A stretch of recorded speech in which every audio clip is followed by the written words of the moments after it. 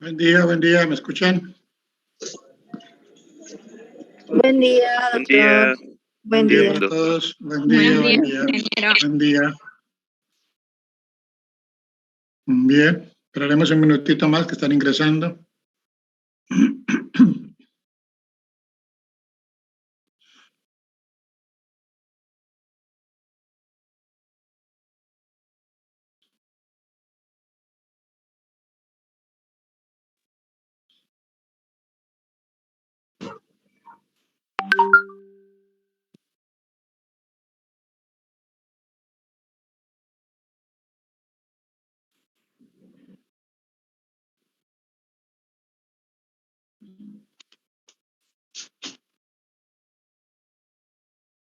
¿Y su bolsa?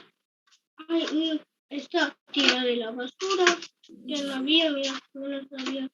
Esto, abrí su cajita.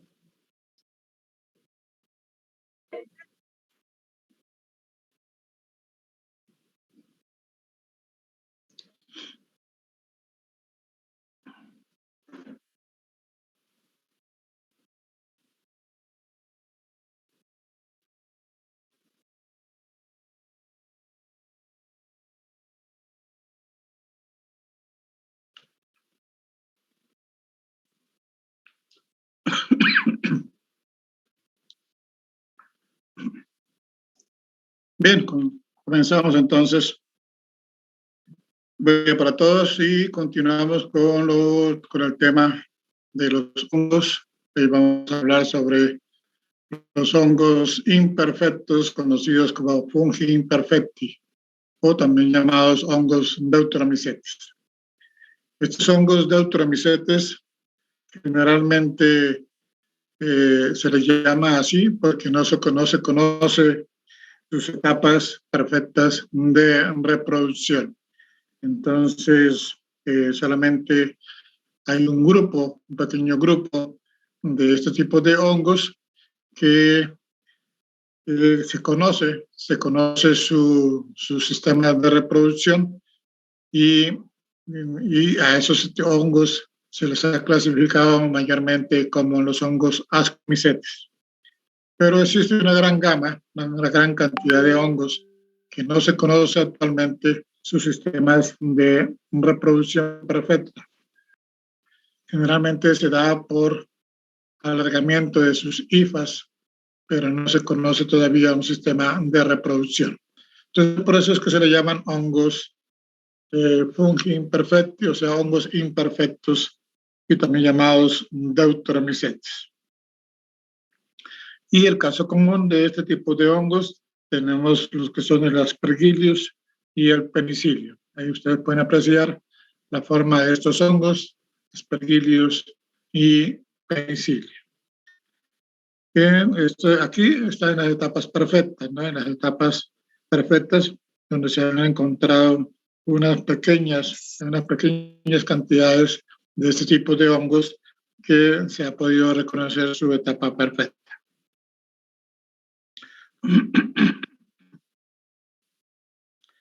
Y entre las etapas perfectas, en la etapa perfecta que actualmente se conocen, entonces también se las ha incluido en la familia Eurutiaceae.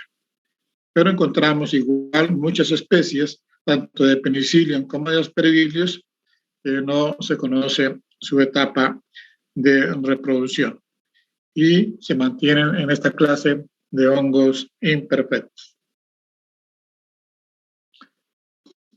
Entonces, como les decía, estos son los representantes de los hongos imperfectos, como es el Aspergillus y el Penicillium. Y dentro de estos hongos imperfectos tenemos este hongo llamado Cryptococcus. Este que pertenece a una familia de los hongos llamados Cryptococcosis, que generalmente se reproducen como las levaduras. O sea, también se reproducen produciendo por medio de yemas. Pero no se han encontrado ninguna etapa perfecta, o sea, no se reproducen sexualmente. Entonces, generalmente es un tipo de reproducción asexual y por medio de yemas, que es muy parecido al caso de las levaduras. Y hay algunas levaduras que son utilizadas como alimento, como hemos hablado la anterior vez. Aquí tenemos este hongo de la criptoquicosis, que puede ocasionar infecciones pulmonares generalizada. Se adquiere a través de la inhalación de tierra contaminada con las levaduras encapsuladas. Generalmente esto sucede con las personas que mayormente trabajan en la agricultura, trabajan en el campo. Pero no se descarta también aquellas personas que están en contacto con la tierra o trabajando directamente con la tierra, que se pueden infectar. Luego tenemos que la Cryptococcus neoformans, que también es otro tipo de criptococosis que produce la enfermedad llamada criptococosis. Los síntomas que produce son los de la neumonía, enfermedades pulmonares, la meningitis, que viene a atacar prácticamente la parte cerebral, o el compromiso también con la piel, los huesos y la parte intestinal. Entonces, este también es un hongo bastante peligroso, o sea que hay que tomar mucho cuidado. Luego tenemos dentro de los Deuteromycetes, acá tenemos el Pityrosporum ovale, ¿ya? Este hongo que es muy común encontrarlo en el cuero cabelludo y es el hongo que produce la caspa.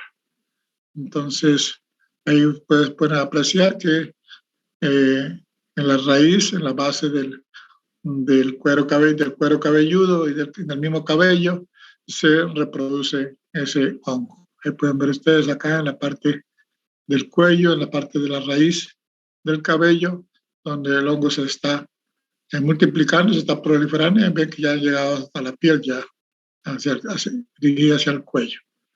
Entonces también es el hongo que produce la caspa, ¿no? Y obviamente que tiene que tener un tratamiento para poder eliminar ese hongo, que es el Pityrosporum ovale. Ustedes en el mercado van a escuchar que venden champús que controlan este tipo de hongo. Y aquí dice que es un preparado más o menos para controlar el hongo, es vinagre de manzana con miel, diente de león, cola de caballo, romero, menta, tomillo, albahaca, perejil, indicar champús. O sea, como les decía anteriormente, son champús a base de este tipo de plantas de uso medicinal, que combate la caspa ocasionada por el Pityrosporum ovale. Previene su reaparición. Entonces, como les decía, esos champús también están a base de extractos de plantas medicinales, ¿no? Entonces, el vinagre obviamente se obtiene de la manzana, la miel se obtiene de las abejas. Estas son plantas de uso medicinal que son muy común acá en la zona. Entonces este ya es un proceso ya de preparación para, seguramente ustedes en algún laboratorio más adelante pueden preparar algún tipo de champú anticaspa. Bien, luego entramos a hablar sobre qué son las aflatoxinas. ¿Qué son las aflatoxinas? Este hongo de las aflatoxinas es producido por un hongo llamado Aspergillus flavus y Aspergillus negrus, generalmente por este hongo conocido como las aflatoxinas. Entonces, las aflatoxinas son micotoxinas producidas en pequeñas concentraciones por los hongos del género Aspergillus. Las más notables son el Aspergillus flavus, Aspergillus niger, Aspergillus parasiticus. Esas son las tres fuentes de hongos que me producen este tipo de aflatoxinas.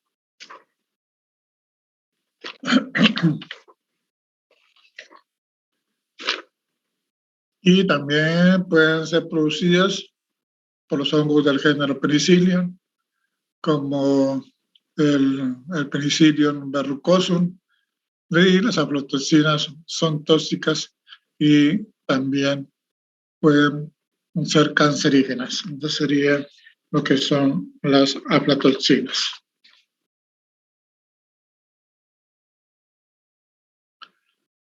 Ahí tenemos un ejemplo de las que producen las aflatoxinas. Tenemos el Aspergillus parasiticus, que esto, ahí pueden ver ustedes el medio de cultivo. Ustedes en la anterior semana hicieron las siembras.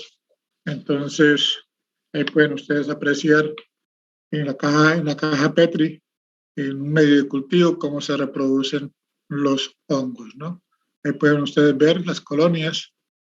El color de las colonias es el color que tiene un color verde, y ya visto el microscopio, ya pueden ustedes apreciar la forma del hongo.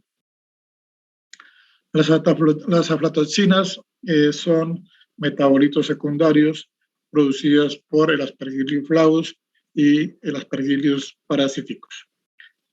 Las principales aflatoxinas encontramos la B1, la B2, la G1 y la G2. Repito, las principales aflatoxinas son metabolitos secundarios producidos por el Aspergillus flavus y Aspergillus parasiticus. Y las principales aflatoxinas son la B1, la P2, la G1 y la G2. La B1 es la más frecuente, es la más potente, es la cancerígena y también es mutágena. En cambio, la B1 y la B2, cuando son ingeridas por los animales, entonces estas toxinas pasan a la leche, a los lactantes. En caso de que los animales consuman la leche, entonces directamente puede ocasionar algún tipo de alteración. Entonces también se contaminan los animales que están en lactancia. Y cuando la aflatoxina llega a la leche y ya es consumida, ese tipo de leche, ya se conoce como la aflatoxina llamada M1 y aflatoxina llamada M2. Es también común encontrarla en productos. Las aflatoxinas también pueden encontrarse en los productos ya contaminados, como es el caso del maíz, del sorgo, del maní, de las semillitas de algodón, del trigo, la cebada, de la avena, en las harinas, ¿ya? En el coco, en los higos, en el caso de las frutas, en los tubérculos como la papa, y mayormente, como se dan cuenta, también en productos de consumo humano.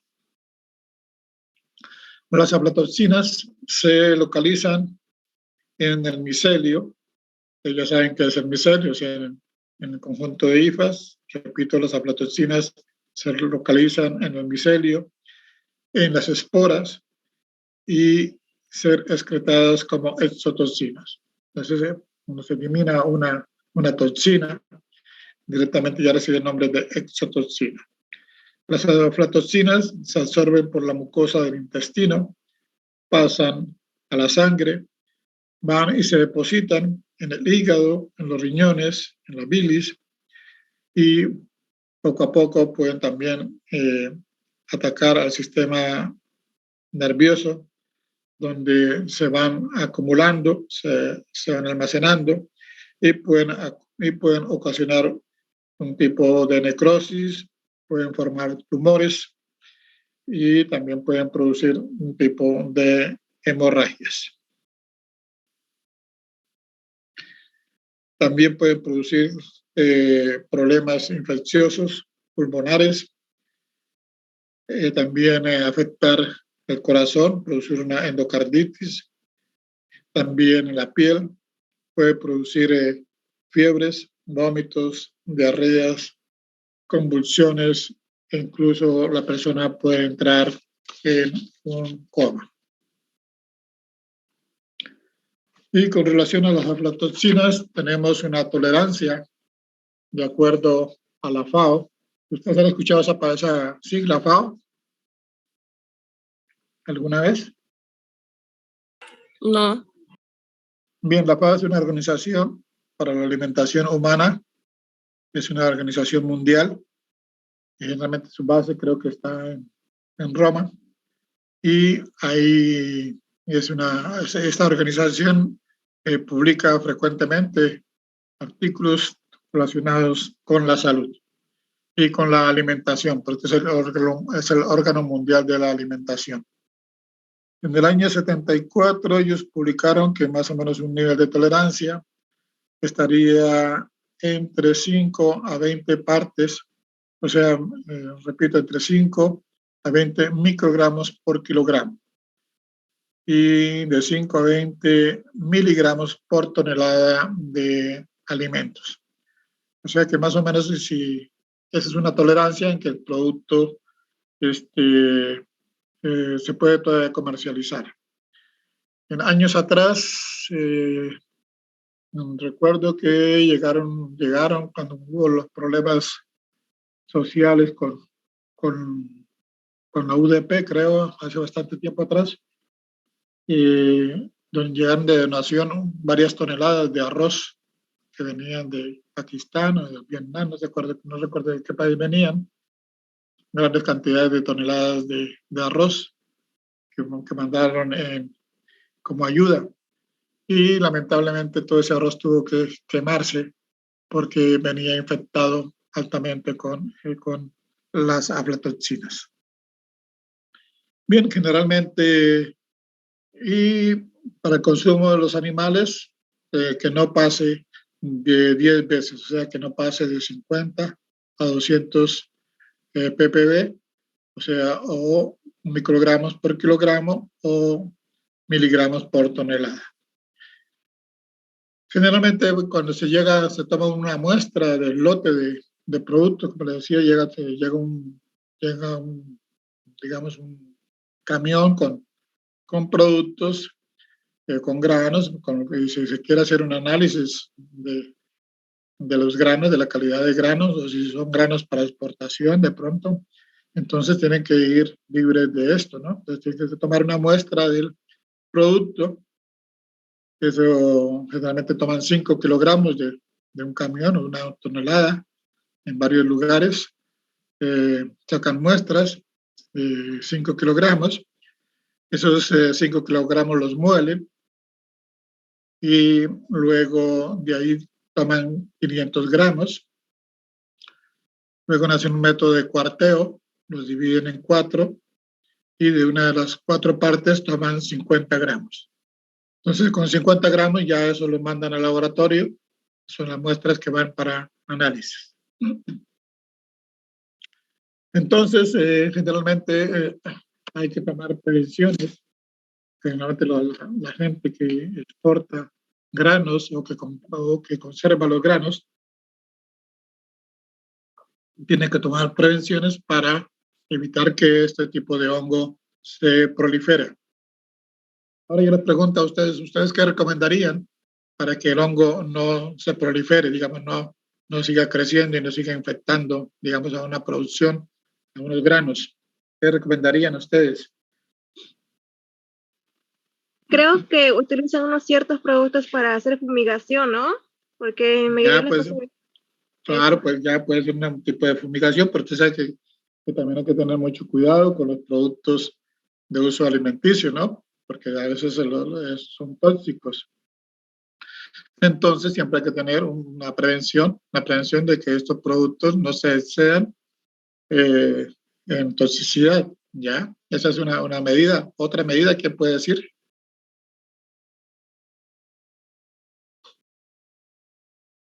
¿Hay alguien que quiera opinar?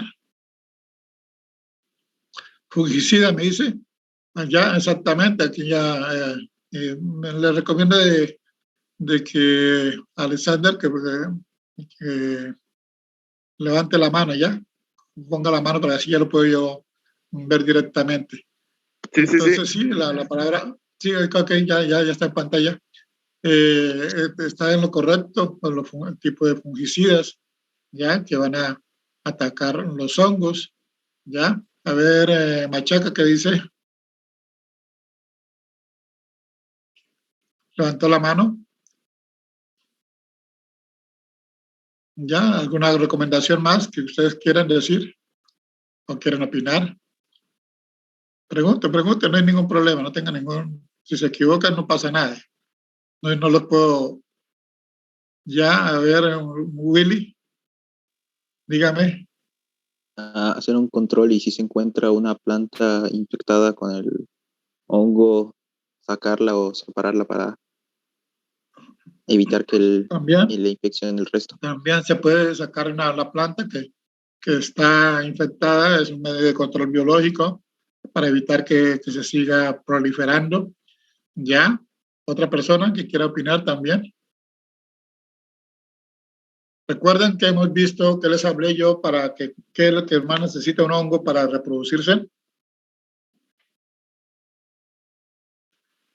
Humedad. Humedad. Exactamente. La humedad y la temperatura. Recuerda que cuando ellos tienen una buena humedad y una buena temperatura, entonces ellos se proliferan inmediatamente, se proliferan. Entonces hay que controlar que la humedad sea menor, una humedad que no pase de 16% a un 15% o un 8% sería también recomendable. O sea, que la humedad no sea tan alta, sea lo más seco posible para conservar, así para evitar que los hongos se proliferen. También aumentar la concentración de dióxido de carbono. Hay algunos hilos que utilizan un tipo de insecticida que se convierte en humo y son unas tabletas que al contacto con el aire se convierten en humo y eso también ayuda a controlar también los hongos y también algunos insectos que pueden haber dentro de los granos. Y obviamente eso como es como un tipo de gas, un tipo de humo, obviamente disminuye la concentración de oxígeno. He visto que en el campo generalmente los agricultores conservan sus granos. Muchos de ellos no le sacan, digamos en el caso del maíz, no le sacan la chala que llaman, ¿no? De la mazorca. Lo dejan así y lo ponen en silos para que se sequen. Entonces es una forma también para evitar que los hongos penetren. También he visto que los granos, otro tipo de granos, los guardan en turriles, pero previamente también al turril le agregan humo, o sea, generan humo que entre en el grano, en el turril, y lo tapan. Entonces es una forma también de reducir el dióxido, de reducir el oxígeno y aumentar el dióxido de carbono. Bien, esas son recomendaciones que tienen que tomar en cuenta para evitar la contaminación o la proliferación de este hongo. Hay un hongo llamado también la manita. ¿Se recuerda que las amanitas, cuando hablamos de los hongos basidiomycetes, que eran bastante venenosos, ¿no? Tenemos la manita faloides, tenemos la manita muscaria, que también son hongos altamente tóxicos. Y en el caso de la manita faloides, este hongo produce una toxina llamada falina, que esta falina va a infectar o va a perjudicar al hígado y al sistema nervioso. También la manita muscaria puede producir problemas digestivos y también puede ocasionar delirios. Bien, eso sería todo lo relacionado con este temita de las aflatoxinas. A ver qué más tenemos acá.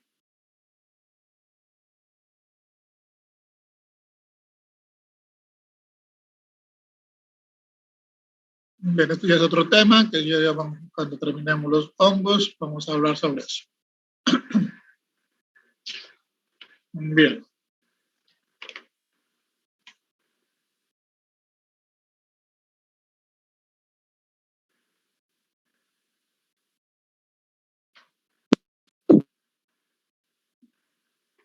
Entonces, ustedes ya saben que los hongos son algunos beneficiosos que se pueden también consumir. También hay otros hongos que son conocidos como depredadores, o degradadores, mejor, degradadores de la materia orgánica, ¿no? Porque descomponen y destruyen a la materia orgánica y a su vez la contaminan, sobre todo a los granos y semillas de uso alimenticios. Entonces, se ha clasificado a los hongos mayormente por su sistema de proliferación en hongos de campo, en hongos de almacén y en hongos de deterioro avanzado. Los hongos de campo, obviamente, son aquellos que están relacionados directamente en el campo, que atacan directamente a los cultivos, a las plantas y requieren mayor cantidad de humedad, requieren más humedad, más agua. Generalmente cuando hay una humedad de un 90 a un 100%, o sea, en temporadas de lluvias, aumenta la gran cantidad de hongos. Entonces, uno de los requisitos que requieren estos hongos de campo es la cantidad de humedad. Y en el campo proliferan mucho lo que es el hongo llamado Fusarium, otro hongo llamado Alternaria, otro hongo llamado Cladosporium y otro hongo llamado Helminthosporium. Esos son los 4 hongos más comunes que encontramos en el campo. Ingeniero, disculpe, ¿puede repetir lo que dijo de los hongos que se encuentran más en el campo? Decía que los hongos de campo, que son aquellos que se encuentran en los cultivos, obviamente en campos de producción, donde el hongo requiere mayor cantidad de humedad.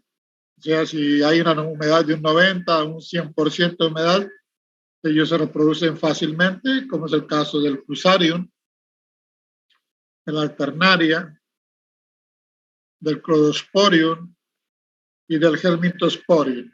Todo esto está en el texto, o sea, ustedes pueden también tomar apuntes, está bien, no hay ningún problema. Luego tenemos los hongos llamados de almacén, generalmente son los hongos que se encuentran en los depósitos, en los silos, ya en las bodegas, comúnmente lo llaman, y acá el hongo requiere una humedad un poco menor. Generalmente el hongo entre un 65 y un 90% de humedad ya se empieza a reproducir. Y generalmente este hongo de almacén es muy común encontrarlo, el Aspergillus y el Penicillium, los que vimos anteriormente, el Aspergillus y el Penicillium. Y los hongos, tercer grupo de hongos llamados de deterioro avanzado, que generalmente estos hongos se encuentran en los productos ya elaborados, ¿no? O sea, en los productos ya industrializados. ¿Ya? Puede ser el caso del pan, la leche, el polvo, o cualquier tipo de producto ya procesado. Es común encontrar este tipo de hongos llamados de deterioro avanzado. Obviamente que al consumirlos va a ocasionar problemas tanto a los animales como también como al hombre. Y ahí encontramos llamadas micotoxinas y micotoxicosis que obviamente son producidas por el hongo llamado Fusarium. Entonces el hongo Fusarium es el que generalmente se encuentra en los hongos de deterioro avanzado. En los hongos de almacén, pues les dije que había el Aspergillus, el Penicillium, y también a veces encontramos Fusarium. También hay Fusarium, que mayormente pudren las semillas e igual producen micotoxinas.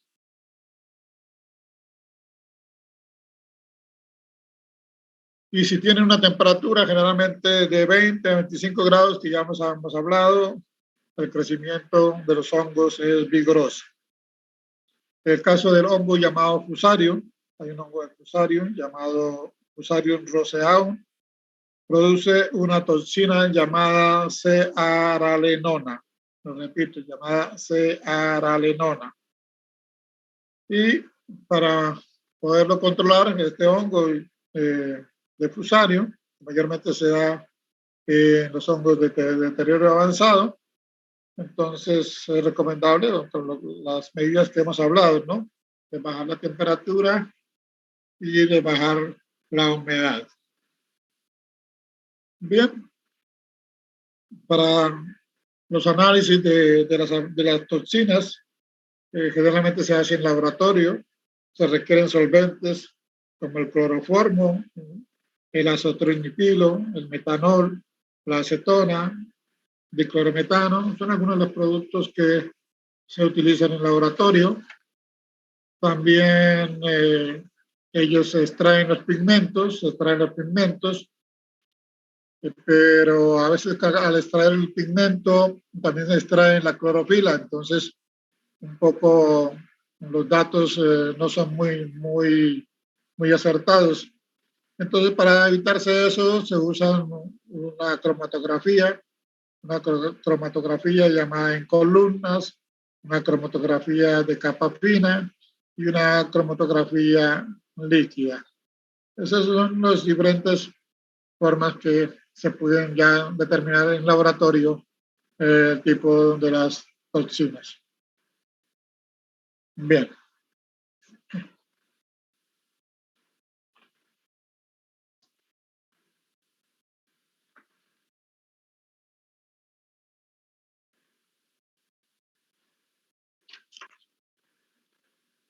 Ya, hemos avanzado este tema, a ver qué nos viene, las aflatoxinas.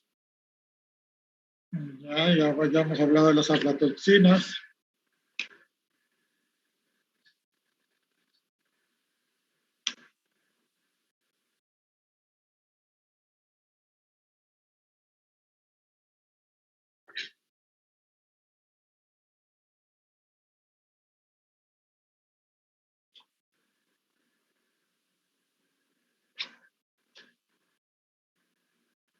Hemos hablado de prevención, está bien, ya entonces estamos avanzando.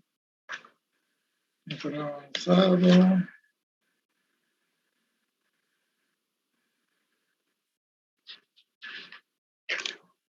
Y hablaremos un poquito de lo que es los envenenamientos por hongos. Un poquito más hablar de ese tema, de envenenamientos por hongos, a ver cuánto tiempo. Ya tenemos 4 minutos todavía para que se corte. Entonces, les hablaba del caso de las amanitas, que las amanitas son hongos tóxicos muy potentes, como es el caso de la amanita phalloides, que produce un síndrome llamado síndrome palínico. La gestión del hongo casi inmediatamente produce trastornos tóxicos entre las comidas, produce síntomas de envenenamiento y más o menos hay un periodo de latencia de unas 10 horas. Las intoxicaciones, por el caso de las amanitas, provoca diversas modificaciones en la sangre, produce un descenso del nivel de la glucosa. El caso de la falina, actúa sobre el hígado, y también sobre el sistema nervioso.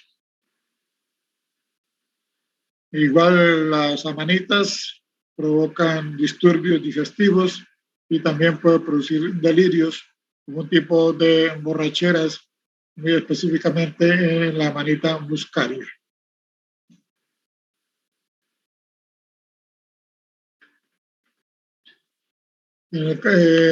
También en el caso de la amanita panterina, que es otro tipo de amanitas,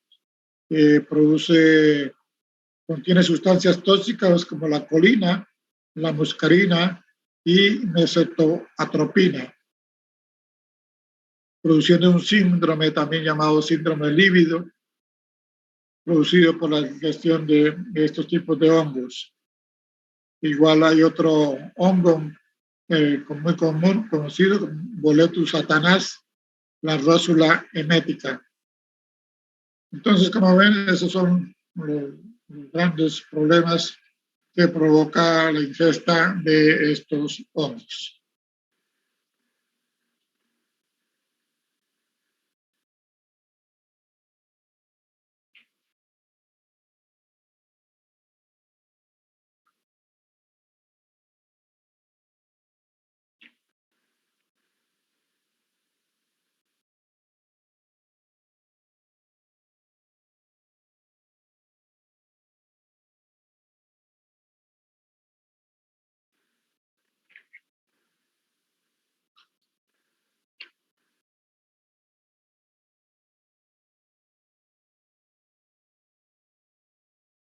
Bien, ya pues ustedes ya pueden ampliar la información un poco ya de cómo se toman las muestras, de qué se toman muestras para llevar al laboratorio.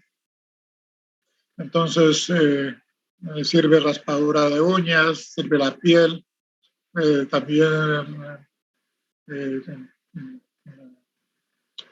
la raspadura de la piel, las escamas de piel que llaman, ¿ya?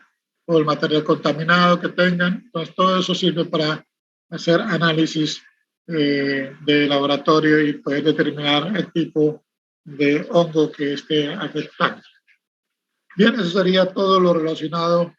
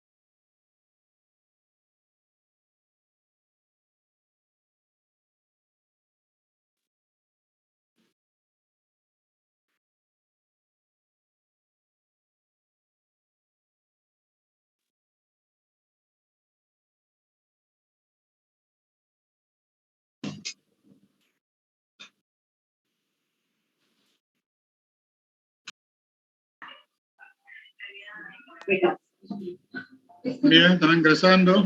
Contaminado.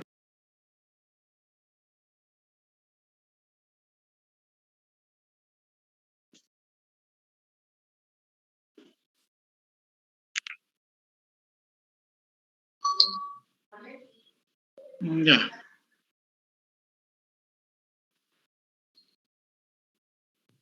Bien, ¿alguna pregunta que tengan? ¿Alguna pregunta que tengan relacionada con este tema?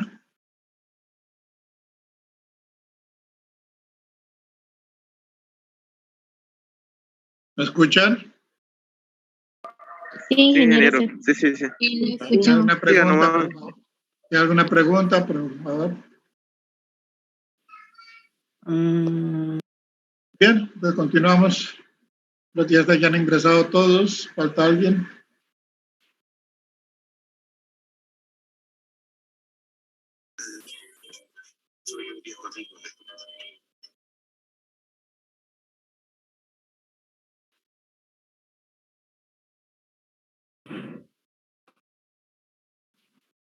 Bien.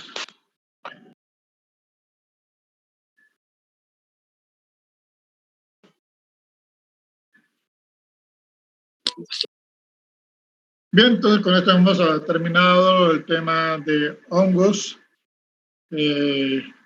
Mañana tienen laboratorio para que ustedes ya puedan verlo ya, sus cultivos que han hecho, van a ver las colonias y van a poder identificar la parte de los hongos. Bien, continuamos. Bueno, ahora entramos a otro tema conocido como los musgos. También recibe el nombre de briófitas, son las briófitas. Para mañana yo creo que ya, mañana o el día jueves, me van a hacer entrega del texto. Ese es el texto. Un testamento. Puede ver, es bastante voluminoso. Sí. Entonces ya el día, mañana en la tarde o el día jueves, ya le van a entregar a las personas que se han anotado. Le van a entregar el texto. Bien, continuamos entonces con lo que son las briófitas, comúnmente llamados musgos. ¿Cuánto está el libro, doctor? ¿Cómo? 40. 40 bolivianos. ¿Ya? Entonces ahí están todos los temas, todos los temas que vamos a ver. Todo lo que hemos visto está acá, los musgos. Entonces, toda esta parte ya está aquí en el texto. Doctor, muéstrenos la tapa, a ver, por favor. ¿Cómo? La tapa, muéstrenlo. No va a cambiar. Este es un texto del año pasado, pero ya hay una nueva etapa. ¿Ya? El autor sigue siendo el mismo, no se preocupen. ¿Es el mismo del año pasado? Bien, empezamos a hablar de los musgos. Bien, este tipo de vegetales son autótrofos, son clorofilianos, obviamente que tienen una coloración verde, tienen clorofila, mayormente terrestres, y este tipo de plantas se caracterizan porque tienen doble alternancia de generaciones.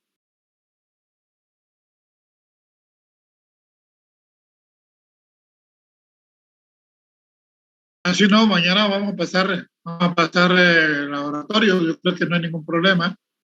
Ya la anterior semana no se pasó, ustedes ya saben por qué. Pero mañana sí, mañana tienen que pasar al laboratorio. Ahí normal el laboratorio. Además de las muestras han estado en estufa. Y espero que se pueda observar algo. Bien, continuamos. Les decía que este tipo de plantas tienen doble alternancia de generaciones. Se llama una fase gametofítica y la otra recibe el nombre de fase esporofítica. O sea que prácticamente se reproduce en dos etapas. Una por medio de gametos y otra fase, una segunda fase por medio de esporas. Entonces eso es lo que lo hace característico de este tipo de plantas llamadas briófitas.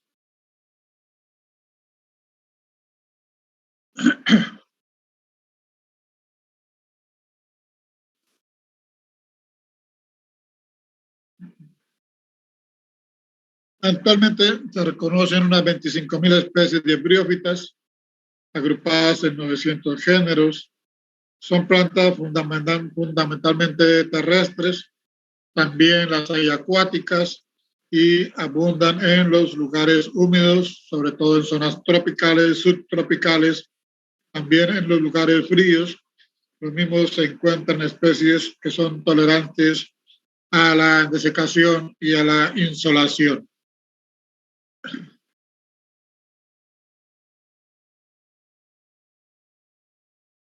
Mayormente se encuentran también en la parte terrestre, sobre troncos caídos, en el humus del suelo, en el estiércol de los animales, también pueden estar sumergidas dentro del agua o flotando en el agua. Algunas especies son tolerantes al cobre, llamados musgos del cobre. A veces ustedes en las cuerdas de la luz pueden observar algunos musgos que se desarrollan en las cuerdas de la luz. Por eso dice que son musgos tolerantes al cobre, y le daré el nombre de musgos del cobre también. Y ahí tenemos lo que es la planta. Ahí, toda esta parte de abajo es la fase gametofítica. Acá tenemos la fase gametofítica y aquí tenemos la segunda fase que les hablaba, conocida como la fase esporofítica. La fase esporofítica. Y vamos a ver lo que son las partes de la planta, su estructura externa de la planta. Acá pueden ustedes ver este tipo de raicillas, de raíces, no son raíces verdaderas, que reciben el nombre de ricidios. Estos son ricidios.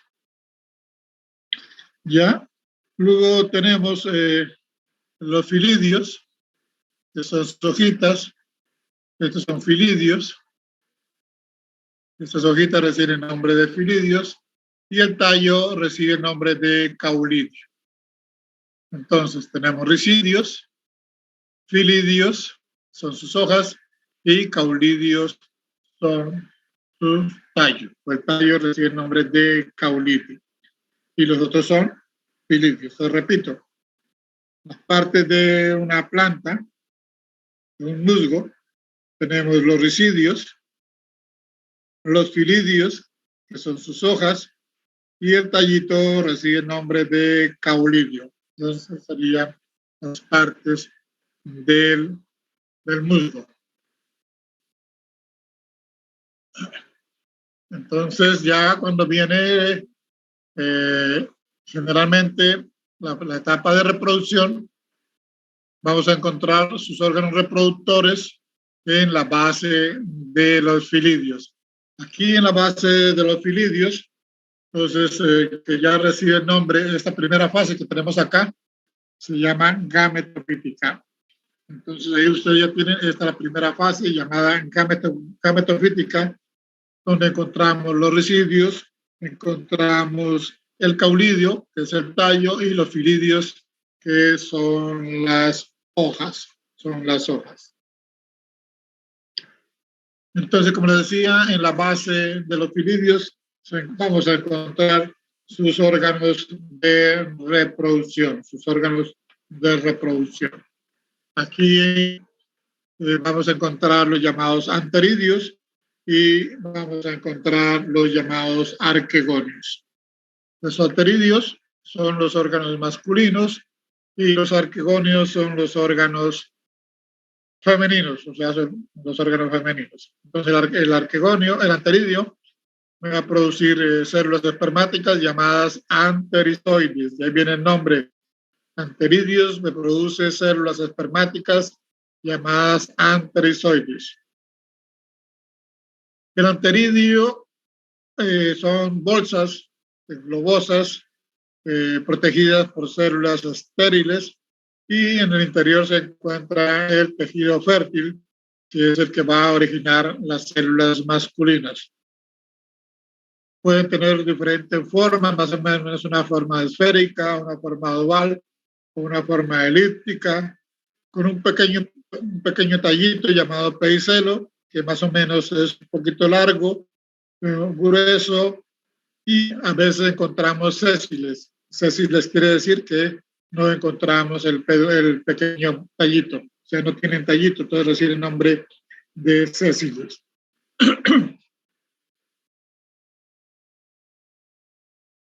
Entonces, las células que la protegen, el tejido fértil, al comienzo tienen una coloración verde, porque tienen clorofila, y poco a poco se va perdiendo esa clorofila y se van cargando de pigmentos. Entonces va a cambiar su tonalidad, va a tener una coloración rojiza o algo parduzca, que le permite absorber mayor cantidad de radiación solar, ¿no?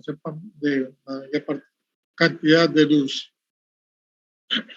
Y en el interior del tejido fértil encontramos numerosas células androgoniales que entran por mitosis, mitóticamente se reproducen y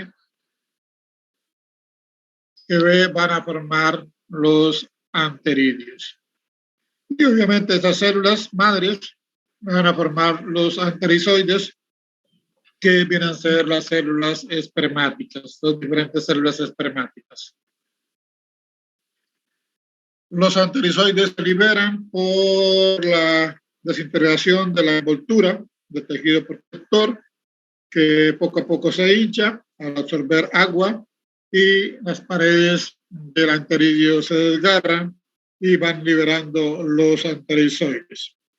Los anterizoides son inmóviles hasta el momento en que entran en contacto con el agua. Al hacer contacto con el agua, entonces ya pueden nadar, porque tienen flagelos, tienen un tipo de flagelos. Entonces, a veces se requiere una sola gota de agua para que haya la reproducción, porque el espermatozoide tiene que nadar y en busca del anterizoide. Perdón, en busca del arquegonio, o sea, en busca de la gameta femenina.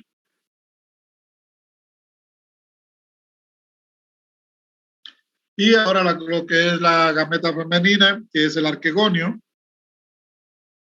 tiene una estructura de forma de botella, con un cuellito alargado, un vientre ensanchado, donde se encuentra la gameta femenina u célula.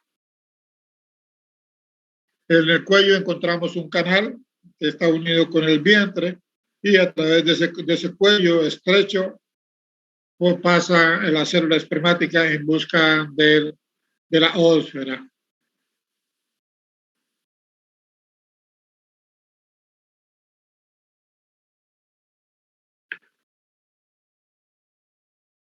El origen del arquegonio se origina a partir de una célula superficial, una célula fértil, que poco a poco se va desarrollando y va tomando la forma de una botella con un vientre ensanchado y un cuellito largo.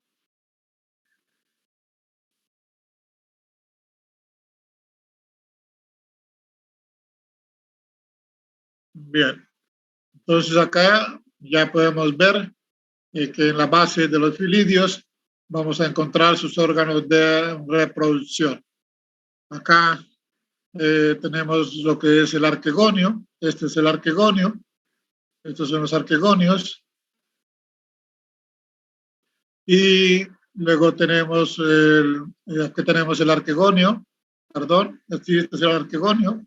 Como les decía, tiene un cuello alargado, un vientre. Este es el arquegonio. Ahí tenemos en el centro, encontramos la ósfera. ¿Ya? Y aquí tenemos en la base también de los filidios, tenemos el anteridio. O sea, aquí tenemos la gameta masculina que me va a formar anterizoides y me va a liberar células espermáticas. Entonces, como les decía, para que haya el proceso sexual se requiere de la presencia de agua. Requiere de agua para que el anterizoide pueda nadar y pueda venir a fecundar al cuellito del arquegonio. Entonces, entra el anterizoide o célula espermática, entra a través de este canal, de este tubo, y viene a fecundar a la ósfera. Fecunda a la ósfera y de ahí se va a formar una cigota. Se forma una cigota y empieza la segunda fase, llamada fase esporofítica. La cigota empieza a desarrollarse, empieza a crecer, va desarrollando un filamento largo que recibe el nombre de seta. Este es el filamento que recibe el nombre de seta y al terminar de la seta encontramos una urna. Ahí pueden ustedes apreciar la urna. Esta es la urna y esta es la seta de origen sexual y me forma una urna. Aquí la urna está dividida en dos compartimientos. Tiene una tapa que se llama opérculo y dentro de la urna se forman las esporas. Ahí pueden ustedes apreciar que este opérculo se abre y va a liberar las esporas. Estas esporas caen al suelo, empiezan a germinar y nuevamente ingresan a una etapa llamada, en este caso, gametofítica. Ese es el ciclo de reproducción de los musgos. Aquí pueden ustedes ver igual otro tipo de musgo llamado Polytrichum común. Entonces ahí pueden ustedes ver las setas y pueden ver las urnas. Esa es la urna. En la urna se forman las esporas.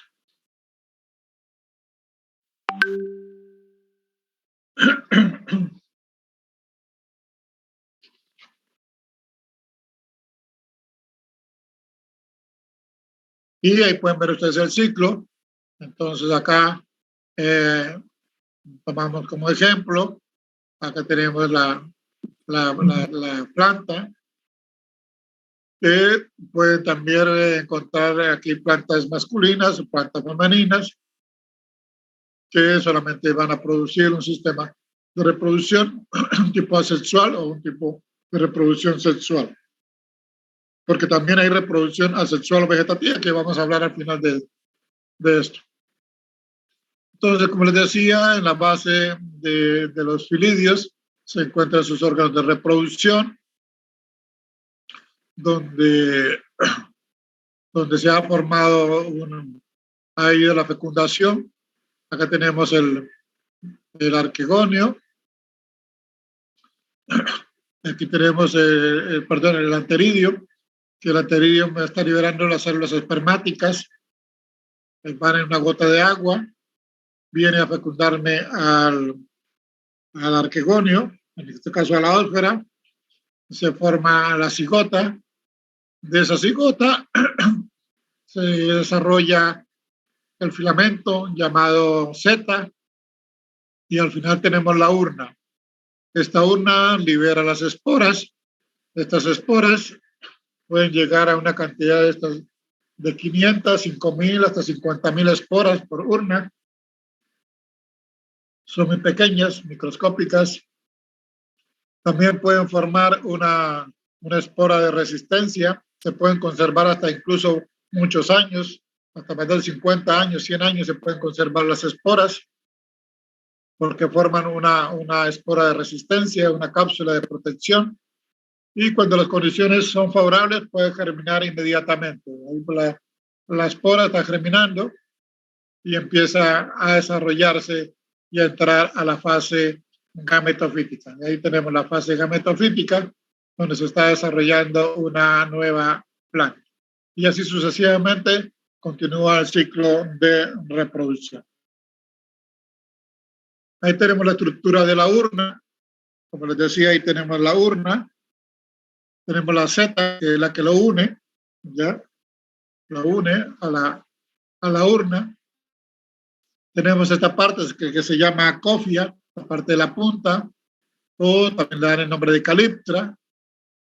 Acá tenemos un opérculo, que es la tapita, esta tapita que se desprende, y aquí tenemos unos dientes, estos dientes que tenemos acá, que se llaman peristomas. Estos dientecitos acá se llaman peristomas, que son los que regulan la entrada y la salida de las esporas. Cuando las condiciones no son favorables, estos dientecillos se cierran y no permiten la salida de más esporas, para así proteger las esporas que están dentro. Ya cuando la temperatura o la humedad y el tiempo es favorable, los dientecillos nuevamente se abren y liberan las esporas. Entonces aquí, esta es la función que tiene la urna. Acá debe producir las esporas. Aquí pueden ver que el opérculo se desprende, igual la cofia o caliptra, igual se desprende, se abren los dientecillos y liberan las esporas. Aquí pueden ver que los dientes del peristoma están cerrados. Aquí hay una apertura que se llama epiframa y tenemos la cápsula. Todo eso es la cápsula. Y ahí pueden apreciar los dientes del peristoma.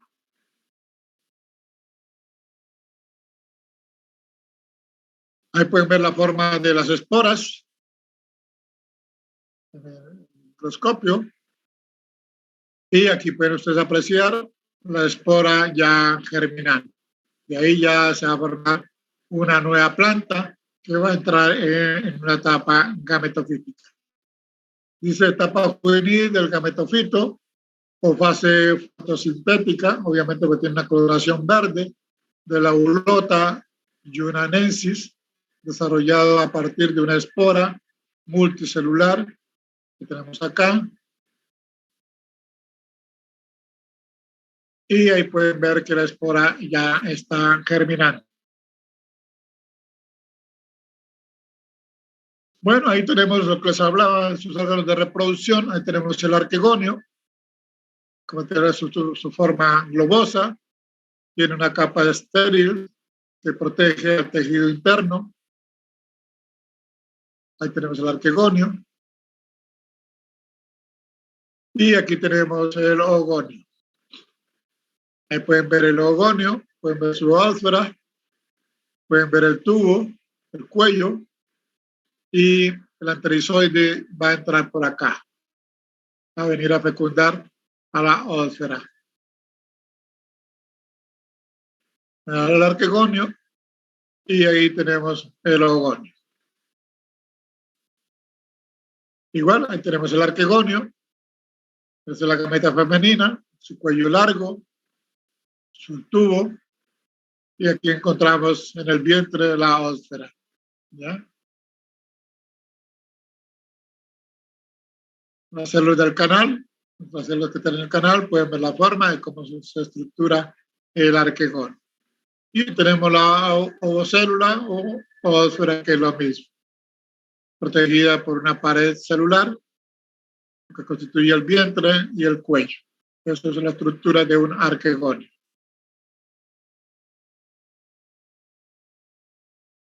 Y ahí tenemos las diferentes especies de musgos.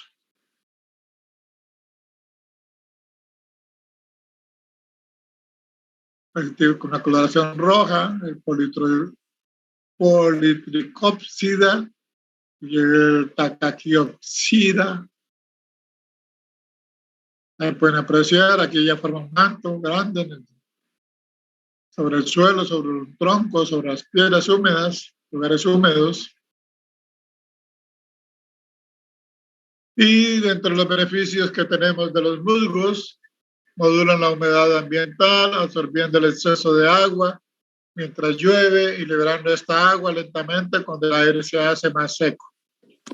Interceptan, absorben y retienen los minerales disueltos en las aguas de las lluvias.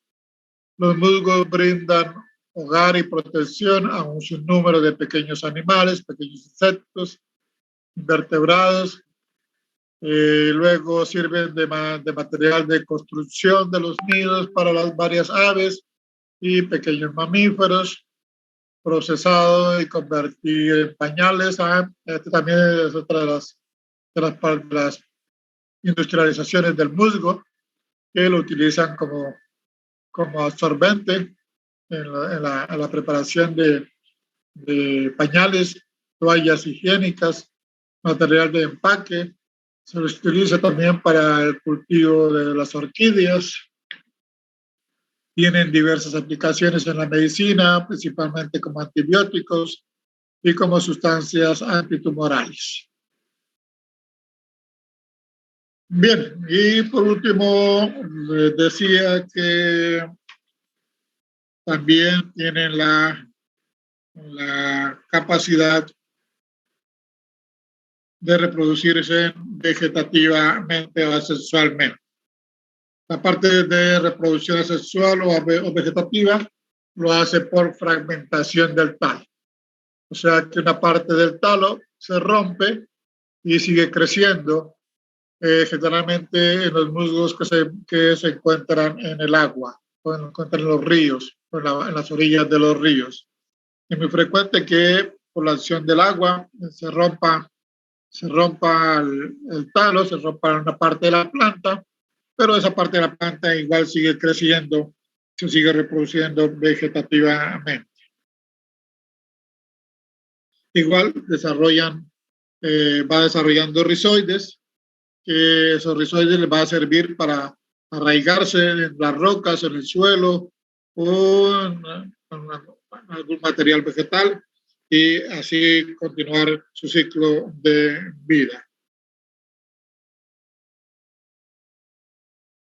También hay la posibilidad de que en la base de los residuos se formen algunas yemas que también le permiten seguir reproducciones. Bien, eso sería todo lo relacionado con el tema de los musgos de las briófitas. Si tienen alguna pregunta, por favor.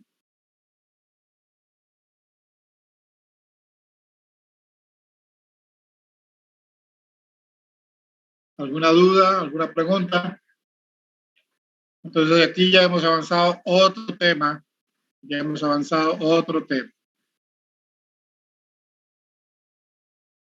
¿Hay preguntas? Ingeniero, entonces los musgos tienen más beneficios, no causan daños, entonces, ¿no? Los musgos. Por favor, No ¿me lo puede repetir la pregunta, por favor? Los musgos no causan daños, tienen beneficios. No, realmente no produce ningún daño, generalmente se están dando cuenta de que más bien son beneficiosos. Otra cosa que me olvidaba decirles, de que en los países fríos, nórdicos, en las estepas, en temporadas de invierno, la base de la alimentación también para los animales, como es el caso de los renos, los caribús. ¿Han visto esos animales? Por documentales. Sí, sí. Exacto. Entonces, en la nieve, ellos escarban la nieve y buscan los musgos, que también son la base de la alimentación de estos animales. Entonces, en temporadas de invierno, ustedes van a ver en algunos documentales de estos animales los renos, los caribús, todos estos animales escarban la nieve. Y generalmente el invierno las conserva a las plantas, son resistentes al frío, no las daña, no las pudre, no se pudren, y viene a ser la base de la alimentación en estas etapas o periodos que son extremos, ¿no? O sea, que en la nieve no crece nada, ¿no? Entonces, le sirve de alimento para estos tipos de animales. Bien, eso más quería aumentar. Bien, ¿alguna otra pregunta? Bien, si no hay preguntas, nos veríamos ya a partir de mañana, el día jueves más, para ver qué pasó con las muestras de laboratorio. ¿Ok? Entonces, por favor, ya están preparando las fechas de exámenes. Creo que va a ser después de la visita de los pares de la acreditación. Entonces ya tenemos nosotros material suficiente para el primer examen parcial. Entraría los dos. ¿Cómo? Entraría 3 temas: algas y musgo. Todo lo que hemos visto. Todo lo que hemos visto. Y lo que sigamos viendo más todavía. Y lo que sigamos viendo todavía. ¿Qué fecha sería? Más o menos estaría para la primera semana de julio, por ahí. Por ahí ¿Julio? creo que nos toca a nosotros. Julio, porque creo que se van a postergar después de la visita de la acreditación. En julio, Pero yo les voy a confirmar la fecha. el 20 de junio van a venir. Por eso les recomiendo de que empiecen a preparar el material. Ustedes ya han visto el texto, es bastante amplio. Doctor, ¿y cuándo van a hacer las Tienen vacaciones? harto que leer. Todo ese libro tienen que leer porque de ahí salen las preguntas del examen. ¿Y si lo da oral? Doctor, ¿esta mañana le entregaría los libros? Sí. Mañana en la tarde o si no el día jueves en la mañana. Hoy en la tarde ya le van a entregar. Sí, por favor, para ir estudiando. Sí. Van a hacer todo lo posible. ¿Ya? ¿Listo? ¿Qué precio? Gracias. Perfecto. Está bien, doctor, muchas gracias. 40. 40, 40 y 20. Bien, nos vemos. Chao. Gracias, doctor. Chao. Nos vemos mañana. Chao, nos vemos mañana. Chao.